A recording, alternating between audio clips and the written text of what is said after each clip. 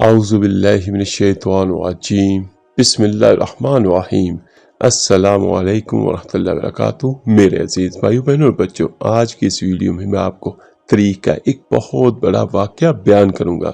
وہ تاریخ کا واقعہ ہاروت اور ماروت کے نام سے شاید بہت سارے لوگوں نے سنا ہوگا، لیکن مکمل واقعہ آج کی اس ویڈیو میں آپ کو بیان کروں گا۔ وہ کون تھے، کہاں سے آئے تھے اور انہیں پنشمنٹ کیوں ملی۔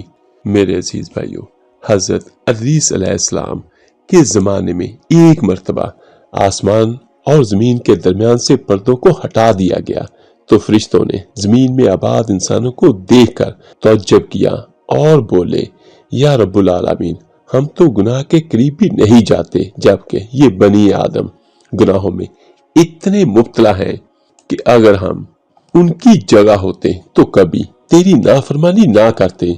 تو ان کی یہ بات سن کر اللہ پاک فرماتے ہیں، انسانوں کو غصہ اور شہوت دی گئی ہے، اگر یہ چیزیں تمہیں دی جائیں تو تم بھی اسی طرح گناہ میں ملوث ہو جاؤ گے۔ میرے عزیز بھائیو، یہ جسے ہم نفس کہتے ہیں، یہ نفس ہمیں گناہ پر اکساتا ہے اور شیطان ہمارے ساتھ ہے، ہمیں ہر قدم پر بھڑکاتا ہے، بہکاتا ہے۔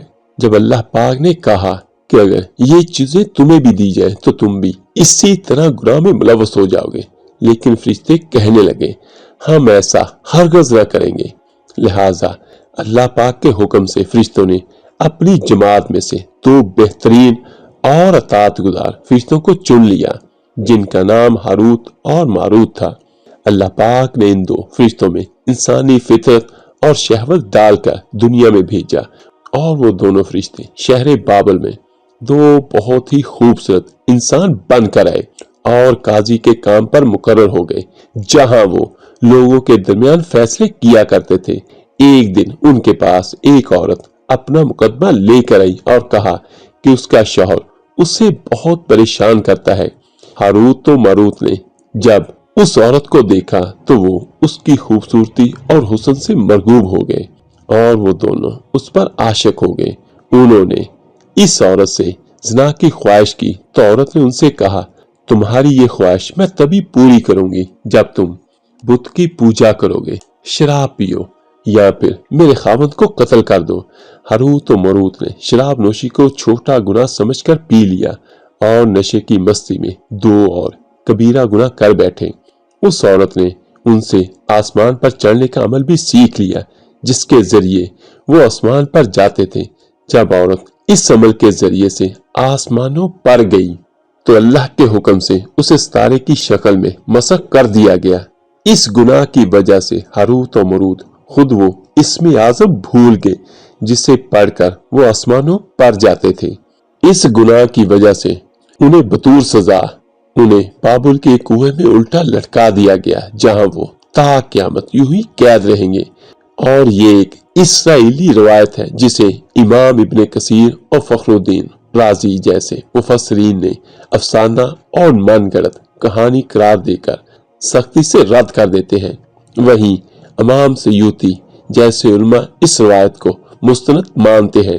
ہاروت اور ماروت اور چاہے بابل کے سلسلے میں ایک اور روایت کثرت سے بیان کی جاتی ہے، جس کے مطابق ایک زمانہ ایسا تھا جب شہر بابل روئے زمین پر تہذیب و تمدن کا مرکز تھا۔ یہاں کے لوگ باطل خدا کی پرستش کیا کرتے تھے۔ یہ لوگ اپنی قسمت ان سے وابستہ سمجھتے تھے، اس لیے علم نجوم اور علم فلکیات میں بڑے ماہر تھے۔ ان کے بت قدوں میں ستاروں کی پوجا کی جاتی تھی۔ یہ لوگ جادو، تنتر منتر، سفلی علم کو بہت اہمیت دیتے اور اس علم کے ذریعے معاشرے میں خوب فساد پھیلاتے تھے۔ یہ لوگ طلسم، جادو، تنتر منتر میں بہت آگے بڑھ گئے تھے۔ ان میں بڑے بڑے جادوگر موجود تھے۔ ان کی تاریخی کتابوں میں جگہ جگہ جادو اور تنتر منتر ہی نظر آتا ہے۔ ان کا جادو دور دور تک مشہور تھا۔ مختصر یہ کہ اس شہر کا باشندہ ہونا ہی جادوگر ہونے کی علامت تھی۔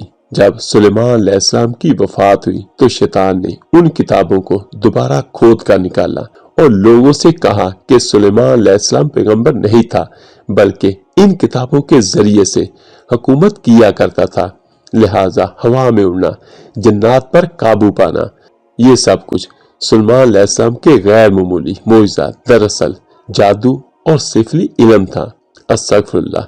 बनी इसराइल ने उसकी पैरवी की और उन किताबों को पढ़ना शुरू कर दिया, लिहाजा दोबारा ये जादू इस कौम में सैरात कर गया।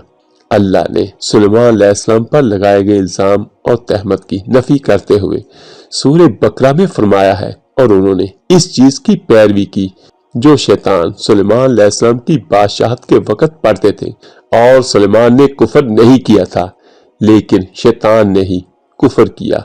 लोगों को जादू सिखाते थे, और उस चीज के भी जो शहर बाबुल में हारूत और मरूत दो फरिश्तों पर उतारा गया था, और वो किसी को ना सिखाते थे जब तक ये ना कह देते कि हम तो सिर्फ आजमाइश के लिए हैं, तो काफिर ना बन। लिहाजा जब ये सहर का इल्म बाबल में आम हो गया, यानी जादू आम हो गया और लोगों की तकलीफ और परेशानी का बायस बन गया, तो अल्लाह पाक ने दो फरिश्तों को इंसानी सूरत में मामूर किया कि वो जादू के अवामल और इसे बातिल करने का तरीका लोगों को सिखाएं, ताकि वो जादूगरों के फिसाद और शर से महफूज रह सकें। लेकिन ये तालीमात गलत मकसद के लिए भी इस्तेमाल हो सकती थी। हालांकि वो फरिश्ते लोगों को तंबीह करते थे और उनके लिए सराहतन कहते थे कि ये तुम्हारे लिए एक तरह की आजमाइश है, लेकिन फिर भी लोग ऐसे कामों में पड़ गए जो इंसानों के लिए जर और नुकसान का बायस था। बाज अरबी रिवायतों में इस कुएं का जिक्र भी मिलता है जहां कई लोग पहुंचे और हारूत और मारूत से मुलाकात करके जादू का इल्म भी सीखा। मेरे अजीज भाइयों, यहाँ पर एक और बात मैं आपको बताना चाहता हूँ, बयान करना चाहता हूँ। इस चीज को गौर से सुने, खुद भी इस पर अमल करें और दूसरे अपने दोस्तों के साथ, अजीजों कारब के साथ शेयर भी जरूर कीजिएगा। अगर कोई किसी पर जादू करता है तो वो वक्ती सिर्फ अपने नफ्स की खुशी के लिए करता है, यानी अगर किसी को तकलीफ हो तो मैं सिर्फ ये सोच के कि वो तकलीफ में है मैं खुश हो सकूं। मेरे अजीज भाइयों, ऐसा कतई नहीं है। सबसे पहली बात, जो जादू करवाता है, करता है, उस पे अमल करता है, वो सारे दायरे इस्लाम से खारिज हैं। ये मैं नहीं कहता, ये अल्लाह के प्यारे रसूल सल्लल्लाहु अलैहि वसल्लम का फरमान है, जिसका मफहूम कुछ यूं है। तो ये देखिए कि जो जादू करे या करवाए, जिंदगी एक दिन खत्म होनी है। और फिर दूसरी तरफ ये है कि आप माज़अल्लाह जो कोई काला इल्म करता है या करवाता है, वो दायरे इस्लाम से खारिज हो गया। तो जो दायरे इस्लाम से खारिज ही हो गया, फिर वो अल्लाह ताला की रहमत से निकल गया। और दूसरी बात, अगर कोई काला इल्म करवाता है तो अल्लाह के कामों में दखल अंदाजी करता है, तो फिर ये देखिए कितना बड़ा गुनाह हो गया और कितना बुरा फेल हो गया कि आप काला इल्म करके शैतान को राजी करते हैं और अल्लाह जैसी अजीम हस्ती की नाराजगी मोल लेते हैं। मेरे अजीज भाइयों, हर चीज का हल तौबा इस्तगफार में है। अगर खुदा न खास्ता किसी ने किसी पर जादू करवाया है, काला इल्म करवाया है, तवीज़ करवाए हैं, तो अल्लाह के वास्ते सबको ख़त्म कर दें और अल्लाह पाक से अपने गुनाहों की माफ़ी मांगे, तौबा करे, इस्तगफार करे। जिसका भला अल्लाह करना चाहे उसको कोई रोक नहीं सकता, और जिसका बुरा अल्लाह करना चाहे उसको कोई बचा नहीं सकता। ये सोचकर जो जैसे है वैसे करना चाहिए। और अगर किसी पर कोई काला इल्म हो, जादू हो, तो वो सूरह बकरा की रोज तलावत किया करे। तलावत कर नहीं सकता तो घर में जरूर चलाए और आखिरी कुल पढ़े, अपने ऊपर दम करे, अपने बच्चों पे दम करे। और कोई भी कुरान पाक पढ़े तो पानी पे दम करे और पूरे घर पर उसका छिड़काव करे और अल्लाह पाक से दुआ करे कि हमें अल्लाह हर किस्म की बुरी चीज के शर से बचाए, चाहे वो इंसानों में हो चाहे जन्नात में हो। अल्लाह पाक आप सबको अपने हिफ्ज़-ओ-अमान में रखे। अल्लाह हाफिज।